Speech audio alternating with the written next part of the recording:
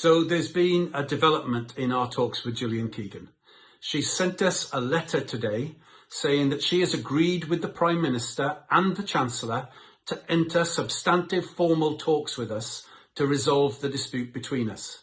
Now, we've been clear with Gillian Keegan and her predecessor Secretaries of State that the dispute is about pay rises this year and the funding of pay rises this year.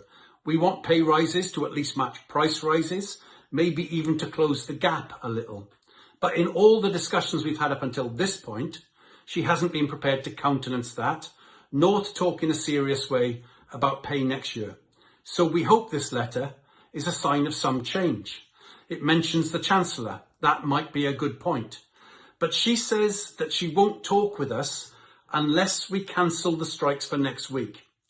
Now, we think that would be a mistake because the letter she sends does not actually say that she's prepared to talk about pay for this year and funding pay rises this year, nor does it say she's prepared to change the evidence that she's just submitted to the STRB. The same day she sent us that letter, she's also given her evidence to the STRB, which says that pay rises for experienced teachers should be 3% from next September. Now, inflation is forecast to fall, but it will still be higher than 3% at RPI or CPI next September, so that will be another pay cut on top of all the other pay cuts. We don't think we should call off strikes unless she says she's prepared to talk about those issues. We've given her a new deadline. Our executive meets on Saturday. She can write to us and tell us more.